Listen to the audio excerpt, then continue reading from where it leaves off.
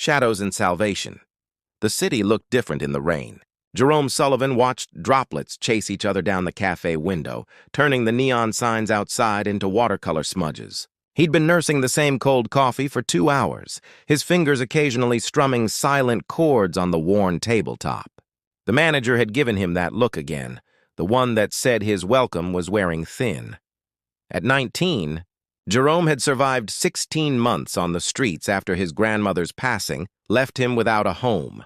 The modest apartment they'd shared had back rent Jerome couldn't pay, and within weeks he'd joined the invisible population of Westlake City. His few possessions, most importantly his grandfather's dog-eared book of music theory, were stuffed into a waterproof backpack that never left his side.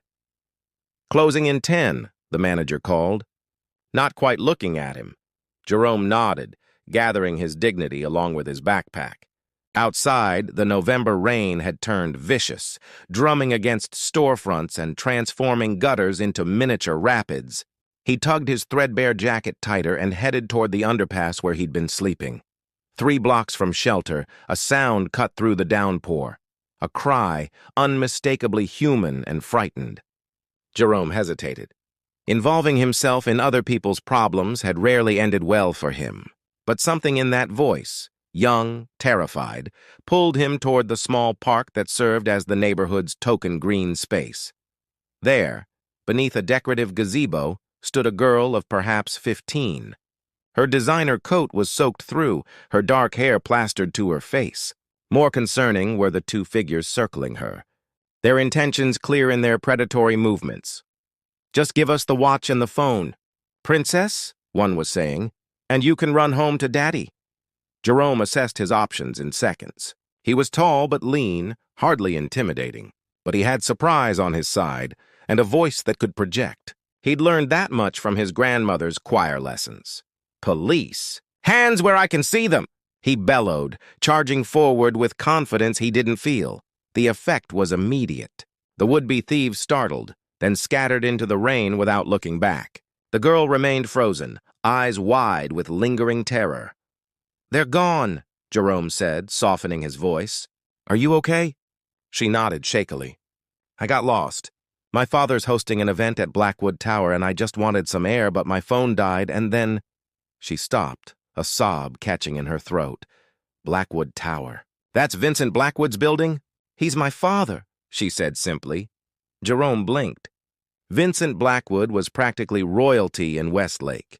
Tech visionary, philanthropist, and one of the wealthiest men in the country.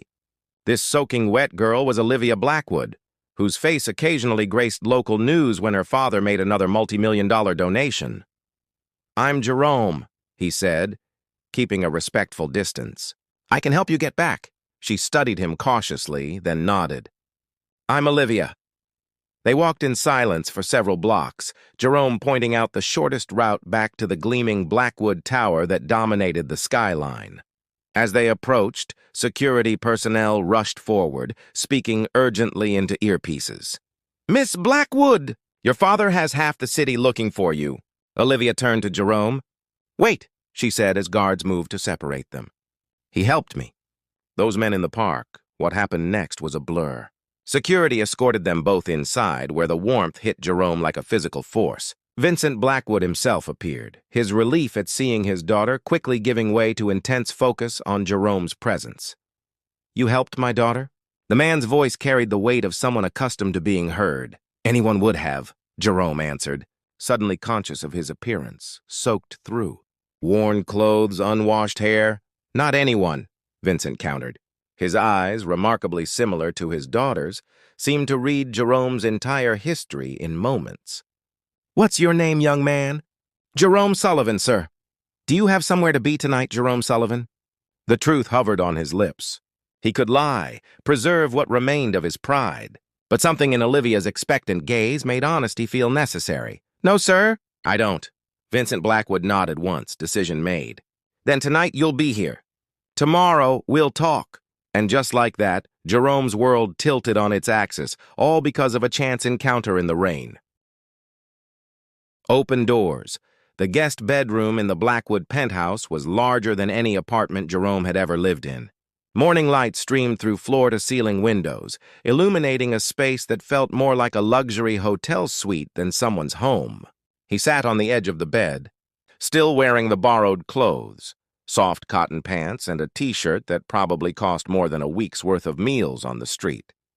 Last night had been a whirlwind of hot showers, a meal that made his stomach ache with its richness, and polite but probing questions from Vincent Blackwood.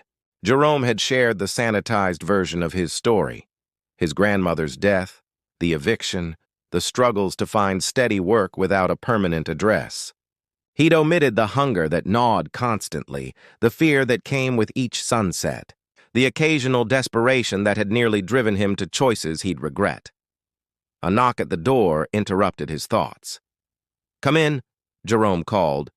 Standing quickly, Olivia entered, looking markedly different from the rain-soaked girl of the previous evening. Her dark hair fell in perfect waves around a face that held none of the previous night's fear, only curiosity and something like hope. "Dad wants to see you for breakfast," she said. "But I wanted to thank you first, properly." "Anyone would have done the same," Jerome repeated his words from last night. "That's not true," Olivia countered. "Most people wouldn't even see me." "You did." They descended to the dining room together, where Vincent sat reviewing documents beside a spread that could have fed Jerome for days. Beside him sat a woman whose elegance seemed effortless, but whose eyes held unmistakable wariness as they fixed on Jerome. "Camille, this is Jerome Sullivan," Vincent said, "the young man who helped Olivia last night.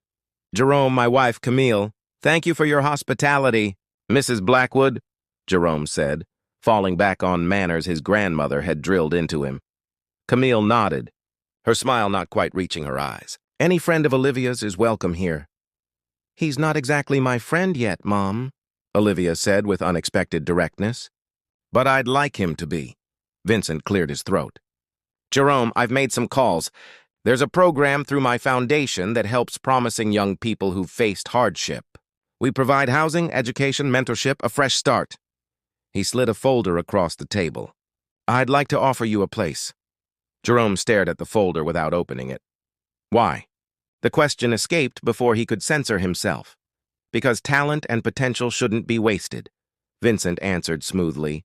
"And because you helped my daughter when you had nothing to gain." "It's not charity," Olivia added quickly, sensing his hesitation. "It's opportunity. The same 150 other students get every year."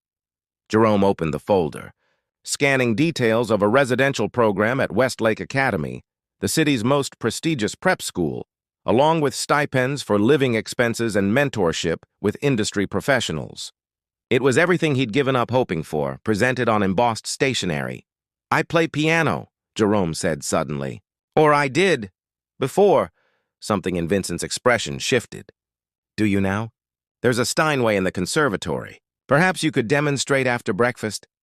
The following weeks passed in a blur of adjustments. Jerome moved into a modest but comfortable apartment in the program's residential building.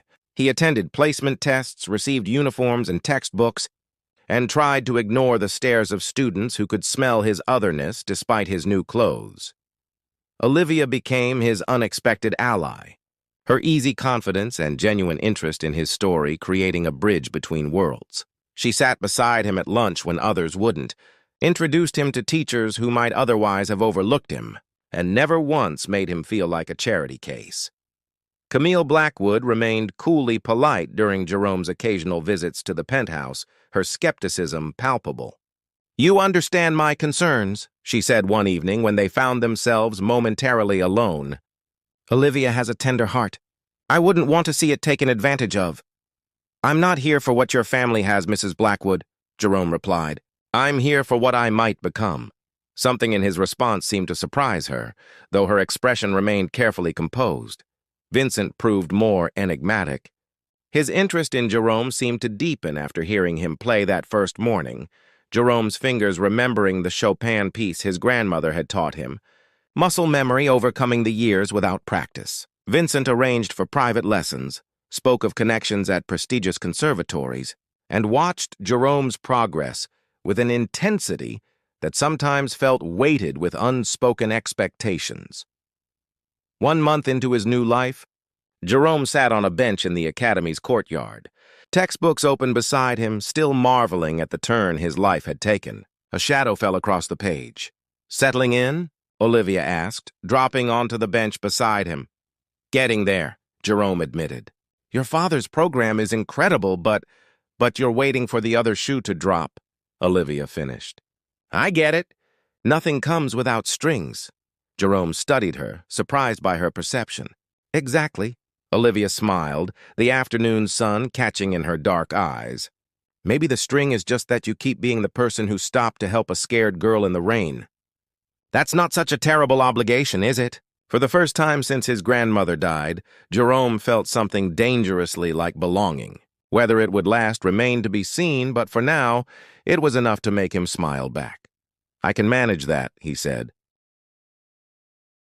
Hidden talents, Professor Winters paused outside the practice room, arrested by the music flowing from beneath the door.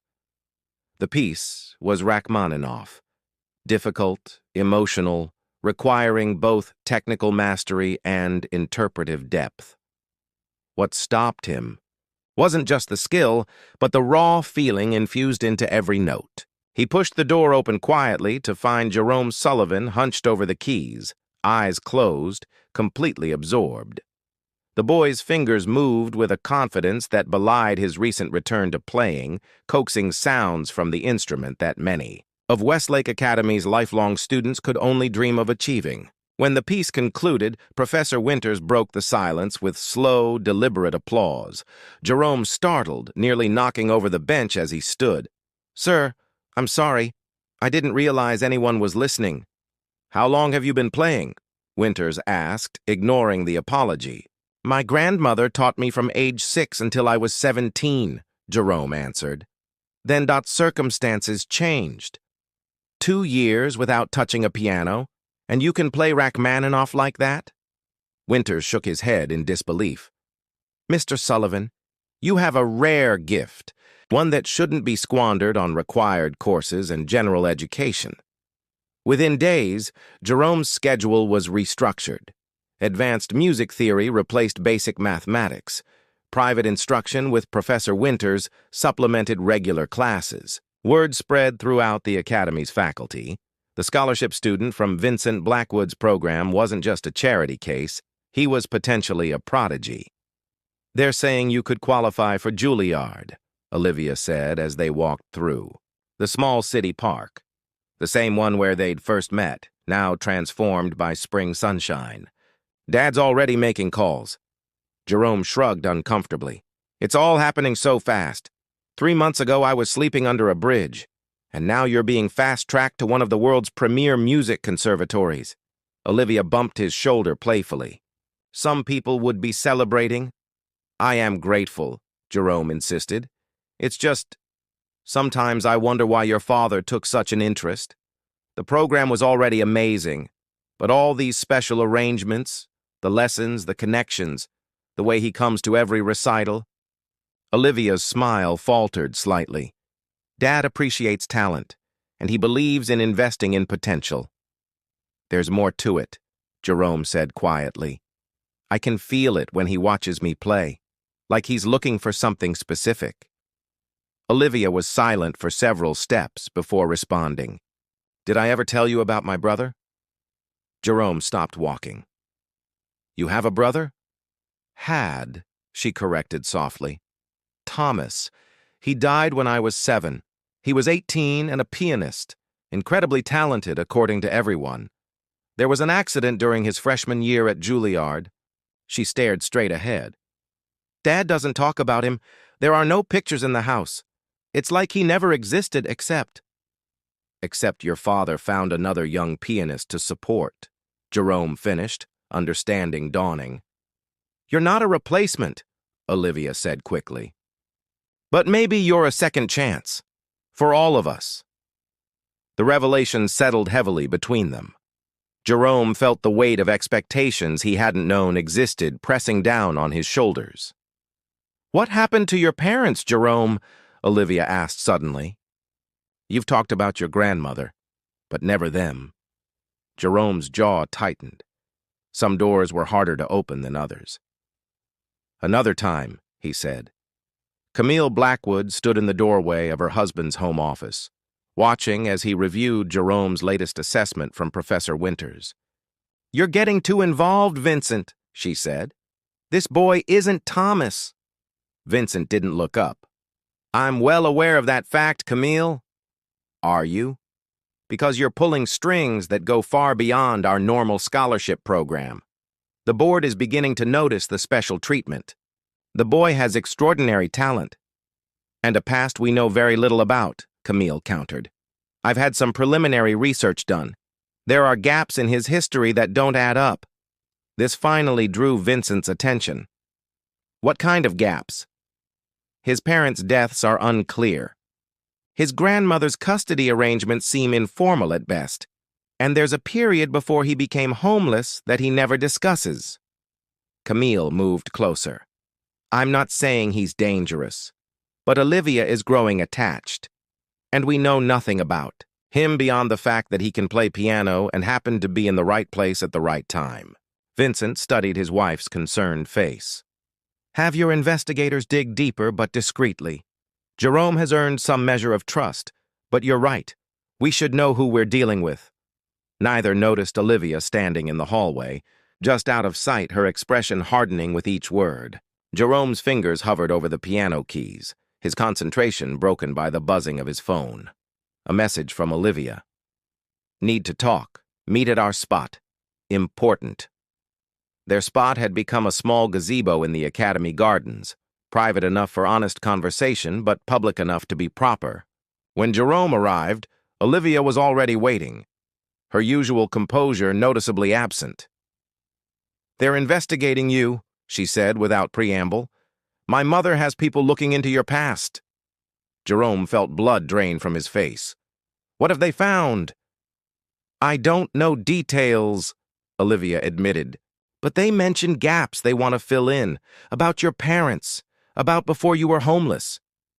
Jerome sank onto the bench beside her, thoughts racing. "I should have expected this."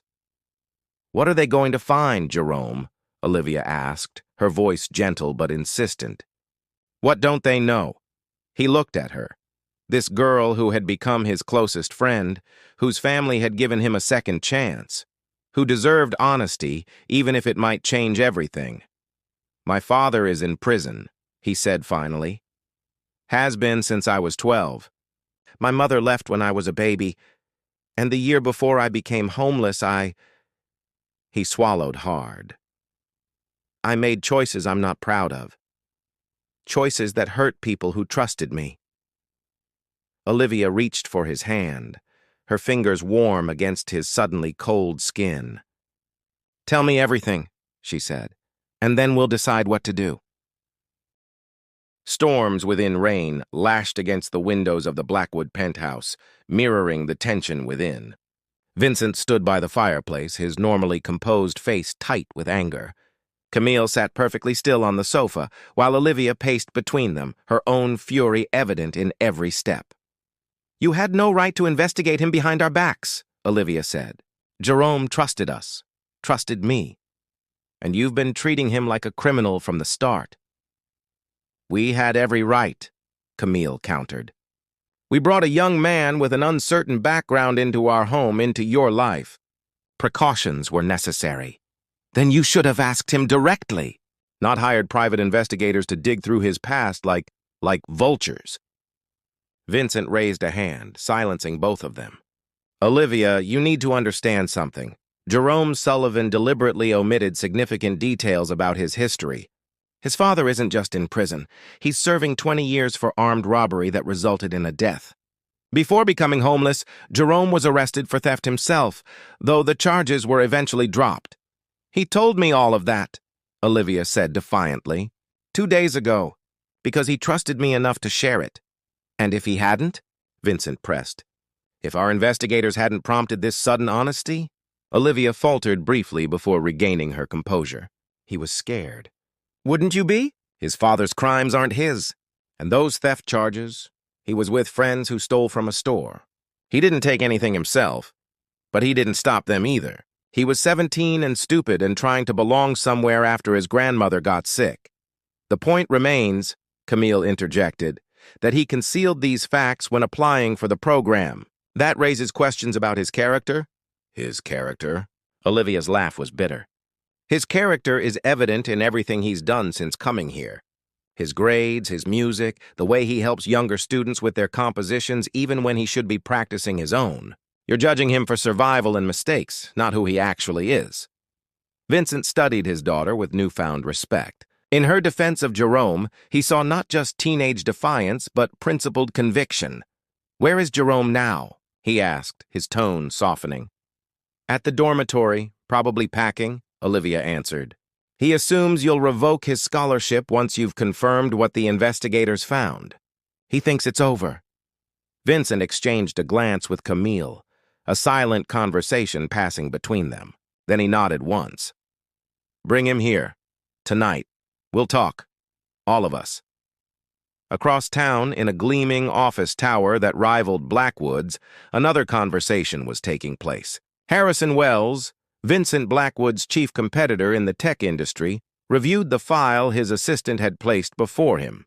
"And you're certain of this connection?" he asked, tapping a manicured finger against a particular paragraph. "Absolutely," his assistant confirmed. The boy's father, Michael Sullivan, worked for Blackwood Technologies before his arrest. He was part of the security team during the Copenhagen project, the one that made Vincent his first billion. Wells smiled thinly.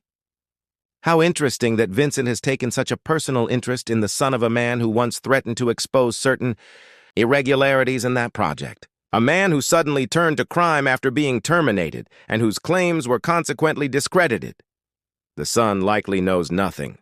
Perhaps not consciously," Wells agreed. "But Vincent's apparent philanthropy might have ulterior motives. Insurance, perhaps?" He closed the file decisively.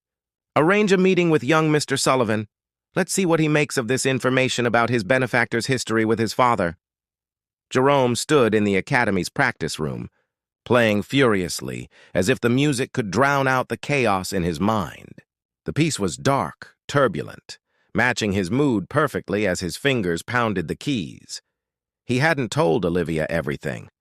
Yes, he'd shared about his father's imprisonment, his own brush with the law, the complicated path that led to homelessness.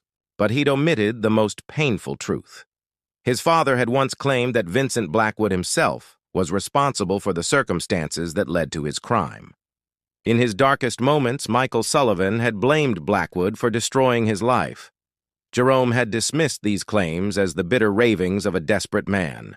But now, with the Blackwoods investigating his past, doubt crept in. Was his selection for the program truly random, or had Vincent recognized his name from the beginning? The door opened, breaking his concentration. He expected Professor Winters come to tell him the scholarship was revoked. Instead, he found a man he recognized from business news and tech magazines. Harrison Wells, Vincent Blackwood's most prominent rival. "Impressive playing, Mr. Sullivan," Wells said, approaching the piano with confident steps.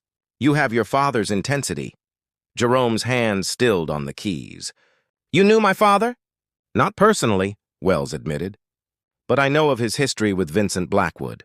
A history I suspect you might find illuminating." He placed a business card on the piano. "When you're ready for the full story, the parts Vincent hasn't shared, call me. Some truths are worth hearing, even when they hurt." Before Jerome could respond, Wells was gone, leaving only questions in his wake. The penthouse was silent, save for the ticking of an antique clock when Jerome finished speaking. He had told them everything now, his father's claims about Vincent, Wells's unexpected visit, the doubts swirling within him. Vincent's face had grown increasingly grave as Jerome spoke. Now he stood and walked to the window, staring out at the city lights. "Your father worked for me," he confirmed. "In security.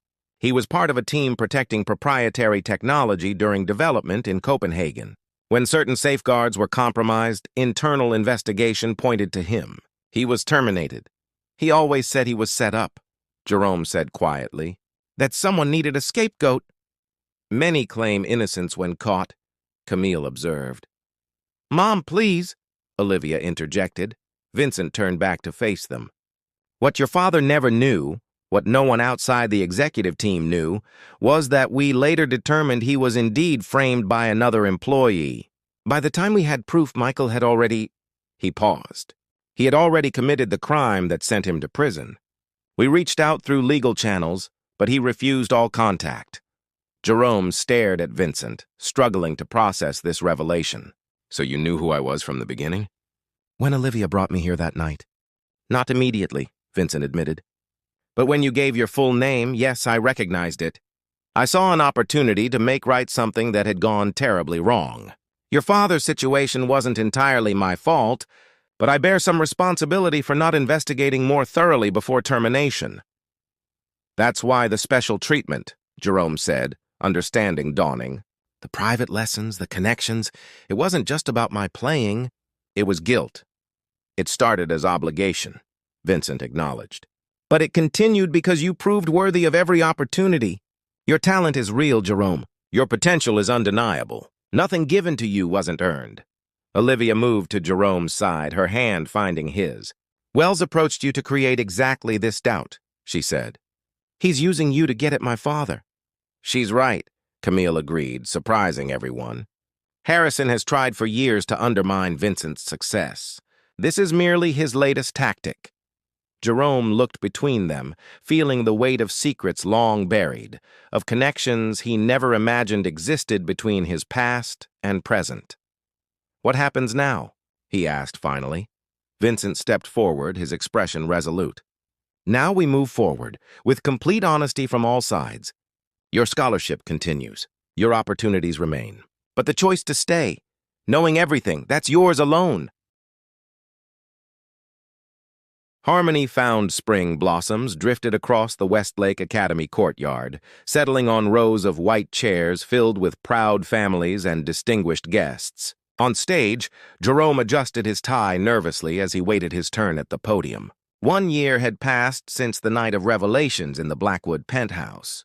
A year of truth, healing, and unexpected growth. Beside him sat Olivia, resplendent in her graduation gown, offering a reassuring smile. In the front row, Vincent and Camille Blackwood watched with undisguised pride. And several rows back, escorted by 2 correctional officers, sat Michael Sullivan, granted temporary release to witness his son's graduation and solo performance. When Principal Montgomery called his name, Jerome approached the microphone with steady steps. When I came to Westlake Academy, I carried more than just books, he began. I carried secrets, doubts, and the weight of a past I thought defined me. I believed second chances came with conditions, that opportunity always had a hidden price. His eyes found Olivia's, drawing strength from her presence. What I discovered instead was that true second chances transform not just circumstances, but perspectives. They reveal connections we never imagined and possibilities we never dared consider. In the audience, Vincent nodded slightly, his own journey of redemption reflected in Jerome's words.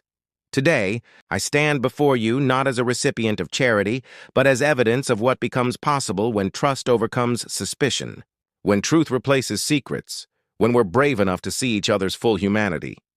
After the ceremony, Jerome found himself face to face with his father for the first time in years. Michael Sullivan looked older, wearier, but his eyes held a clarity Jerome didn't remember from childhood. You did good, son, Michael said, his voice rough with emotion. Better than I ever managed. I had help, Jerome acknowledged, glancing toward the Blackwoods, who stood at a respectful distance. Blackwood, Michael nodded in Vincent's direction. Never thought I'd be grateful to him for anything. Life's strange that way. He told me everything, Jerome said. About Copenhagen, about what really happened. He's been working with your lawyers on the new evidence. There's a chance for appeal, Dad. Michael's expression hardened briefly before softening again. I made my choices after getting fired. Wrong ones. Nobody's fault but mine. He placed a hand on Jerome's shoulder. But hearing the truth after all these years, it matters. Across the courtyard, Harrison Wells watched the exchange with thinly veiled frustration. His attempt to drive a wedge between Jerome and the Blackwoods had backfired spectacularly, strengthening their connection instead. Olivia approached, her graduation cap tilted at a jaunty angle. "Mr. Wells," she greeted him coolly. "Surprised to see you here? Just supporting the arts," he replied smoothly. "Your father's protege has quite a future ahead of him." "Jerome isn't anyone's protege," Olivia corrected. "He's his own person. That's something you never understood." Before Wells could respond, she turned away, moving to join Jerome and the growing circle around him. The Blackwood Towers Grand Hall had been transformed for the evening's benefit concert. Proceeds would fund an expanded version of Vincent's scholarship program, one specifically designed for young artists from disadvantaged backgrounds, with Jerome's input shaping the selection criteria and support services. As attendees found their seats, Jerome stood backstage, eyes closed, mentally preparing for the most important performance of his life. The piece he would play was his own composition, one that traced his journey from the streets to this moment of triumph. Nervous? Olivia appeared beside him, radiant in an evening gown that matched the deep blue of the program brochures. "Terrified," Jerome admitted with a small laugh. "A year ago, I was playing for empty practice rooms. Tonight, it's a packed hall and critics from 3 major publications." "And a certain admissions director from Juilliard," Olivia added with a grin, "though I think that acceptance letter is already as good as signed." Their relationship had evolved over the months, from cautious friendship to something deeper, built on shared experience and mutual respect. Vincent had watched its development with initial concern that gradually transformed into acceptance as he recognized the positive influence they had on each other. "I've been meaning to ask," Jerome said, taking advantage of their momentary privacy. "Why did you follow me into that park that day, when we first met? You could have called security or waited for your father?" Olivia considered the question. "I think I recognized something in you, a kind of quiet determination I understood. We were both lost in different ways." She straightened his already perfect bow tie. "Besides, I've always had good instincts about people." A stagehand signaled 5 minutes to curtain. Jerome took a deep breath, centering himself. "Whatever happens tonight," he said. "Thank you for believing in me when I couldn't believe in myself." Olivia's smile was radiant. "That works both ways, you know."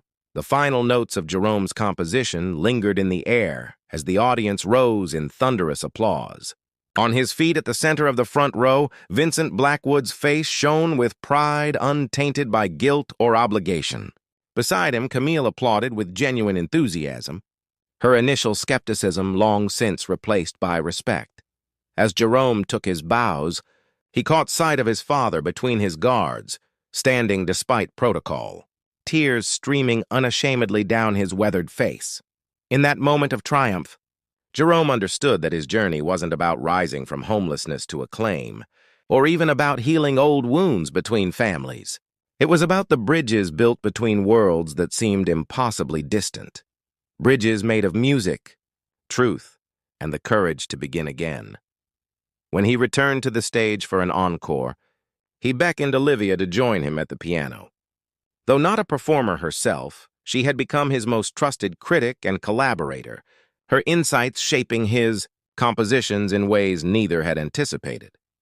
Together, they played a simple duet they had, practiced in private moments, she handling the straightforward bass line while he wove melodies above.